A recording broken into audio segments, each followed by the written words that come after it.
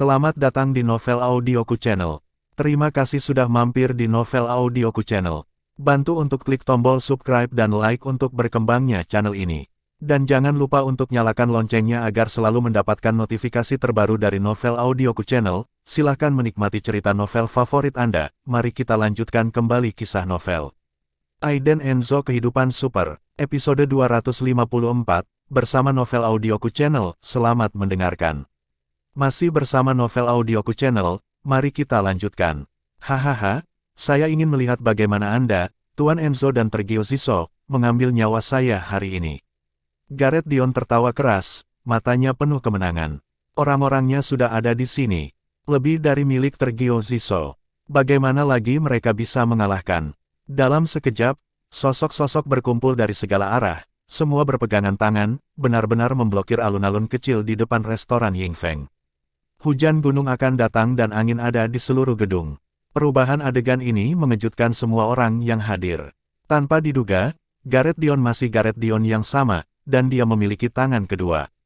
Pembalikan ini membuat semua orang di aula dan lantai atas menyaksikan kegembiraan menghela nafas dan menggelengkan kepala.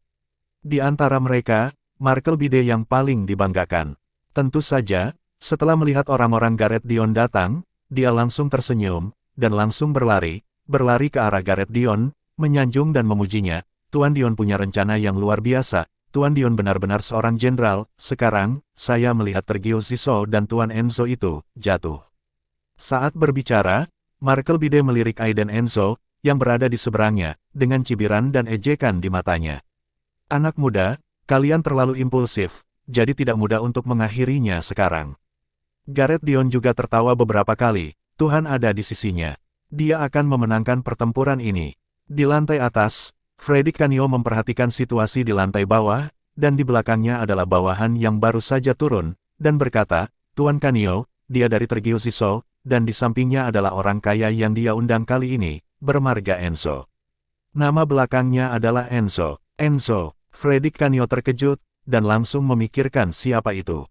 Ternyata dia. Tidak heran, dengan cara ini, Freddy Canio merasakan sedikit ketakutan di hatinya. Orang yang dicari Tergio Ziso kali ini memiliki banyak latar belakang.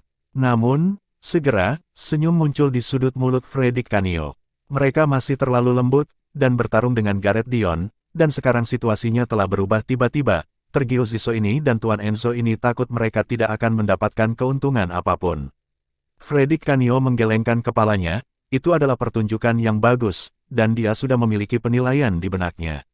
Dalam situasi ini, Gareth Dion berada di atas angin. Dan tidak sedikit orang yang berpikiran sama dengan Freddy Canio, dan kakak laki-laki di seluruh restoran juga menggelengkan kepala karena menyesal. Kasihan pemuda ini, dia memiliki keberanian, koneksi, kepercayaan diri, dan keberanian. Namun, dari segi sarana dan strategi, sedikit kalah. Dia diberi seorang jenderal oleh Gareth Dion. Awalnya, mereka berharap pria aneh yang datang tiba-tiba ini dapat membunuh Gareth Dion, bahkan jika dia tidak bisa, itu akan menjadi hal yang baik untuk melukai vitalitasnya. Dengan cara ini, untuk kamar dagang bawah tanah 2 hari kemudian, ini adalah situasi yang ingin dilihat semua orang. Ada satu pesaing yang kurang serius. Tidak, tepatnya, 2. Lagi pula, jika mereka bertarung dengan Gareth Dion, Tergio Ziso dan Tuan Enzo itu mungkin tidak akan mendapatkan keuntungan apapun. Di depan alun-alun kecil, ada banyak orang yang terbagi menjadi 3 faksi. Arogansi. Gareth Dion saat ini sangat arogan dan sombong. Bagaimanapun, orang-orangnya telah tiba. Begitu orang itu tiba, Gareth Dion adalah penguasa di sini. Tuan Enzo, apa kabar? Apakah Anda menyesalinya sekarang? Gareth Dion berkata dengan dingin, matanya penuh kesombongan. Aiden Enzo hanya melirik orang-orang yang tiba-tiba bergegas di sekitarnya. Ekspresi wajahnya tidak berubah sama sekali. Ketenangan seperti itu membuat Gareth Dion sangat kesal. Huff. Gareth Dion mendengus dingin, dan berteriak, Tuan Enzo, Anda mengacaukan tempat dan saudara laki-laki saya, dan bahkan membiarkan orang masuk ke rumah saya dan menahan istri saya. Bagaimana kita harus menyelesaikan masalah ini? Aiden Enzo tetap diam, menatap Gareth Dion dengan acuh tak acuh. Gareth Dion benar-benar meledak. Apa artinya ini? Dia sudah dikelilingi oleh orangnya sendiri, dan dia masih memiliki sikap seperti ini. Apakah kamu tidak takut mati? Sejak saat itu, Gareth Dion sangat marah, menunjuk Aiden Enzo, dan berteriak pada sekelompok orang yang bergegas mendekat, "Kenapa kamu berdiri di sana?" Potong dia. Mereka semua menggelengkan kepala. Akhir ceritanya sudah hancur. Freddy Canio dan yang lainnya di lantai atas juga menghela nafas dan berhenti memperhatikan gerakan di lantai bawah.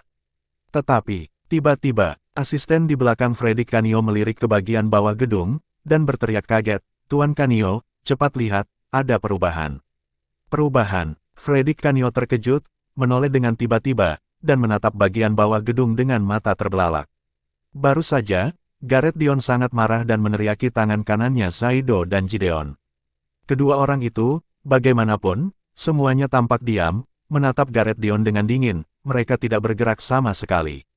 Gareth Dion mengerutkan kening, dan berteriak dengan keras, "Zaido, Gideon, apakah kamu benar-benar tuli? Sudah kubilang untuk memotongnya." Namun, Zaido dan Gideon yang kekar dengan sweater hijau masih tidak bergerak satu langkah pun. Mereka berdiri di sana dengan dingin, dan menatap Gareth Dion dengan saudara kulit hitam di belakang mereka. Pandangan itu seperti melihat orang idiot. "Saudara Dion, maaf, kamu dikeluarkan dari Dewan Direksi oleh grup Xiongren 10 menit yang lalu." Zaido meletakkan tangannya di saku celananya, dengan seringai memberontak di sudut mulutnya, berkata. Ledakan. Mendengar ini, hati Gareth Dion bergetar hebat, alisnya berkerut, dan dia berteriak marah, "Apa yang kamu bicarakan? Aku adalah ketua grup Xiongren, siapa yang berani mengusirku?" Sangat marah. Apakah ini melawan diri sendiri? Namun, saat Gareth Dion selesai berbicara, sebuah perubahan dan suara dingin terdengar di lapangan. "Ini aku." Mendengar ini, semua orang menoleh untuk melihat ke belakang Zaido dan Gideon.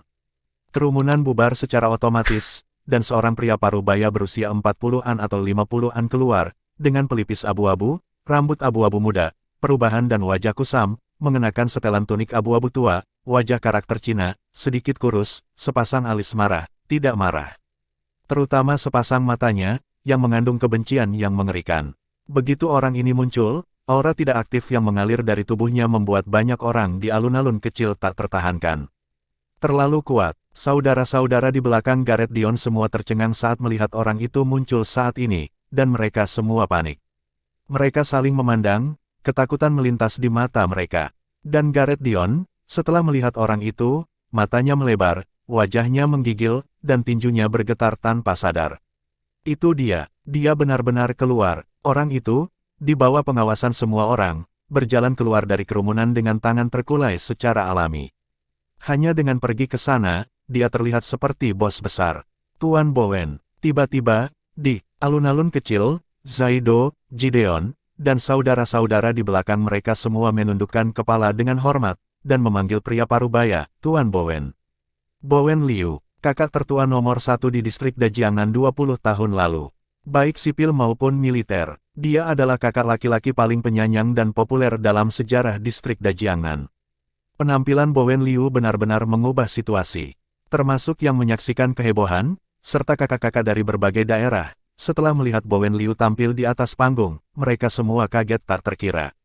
Di lantai 6 dan 7 restoran Yingfeng, di semua jendela, tempat orang berdiri, melalui kaca, Anda bisa melihat ekspresi rumit di wajah mereka. Bowen Liu ini adalah naga tawanan, sekali dilepaskan, pasti akan menjungkir balikkan dunia. Ekspresi wajah Freddy Canio berubah drastis saat ini, tinjunya terkepal erat, dan ekspresi kompleks berkedip di matanya. Dia tidak menyangka Bowen Liu akan datang. Sosok legendaris ini akhirnya kembali.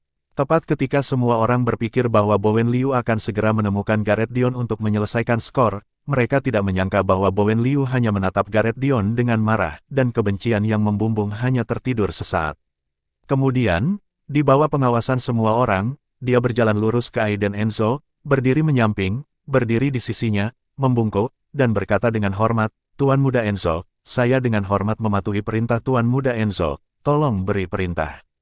Tuan Muda Enzo. Setelah itu, Zaido dan Gideon di belakang Bowen Liu juga menundukkan kepala dan membungkuk serempak, berteriak dengan hormat. Momentumnya luar biasa, memekakkan telinga, kegemparan, semua orang yang hadir terkejut. Kakak laki-laki legendaris itu, Bowen Liu, pria paling cerdas dan berbakat di distrik Jiangnan besar sepanjang sejarah, benar-benar menundukkan kepalanya dan menyerah kepada pria muda yang over the top itu. Bowen Liu, itu benar. Keberadaan yang dikagumi banyak orang, dan keberadaan yang ditakuti banyak orang.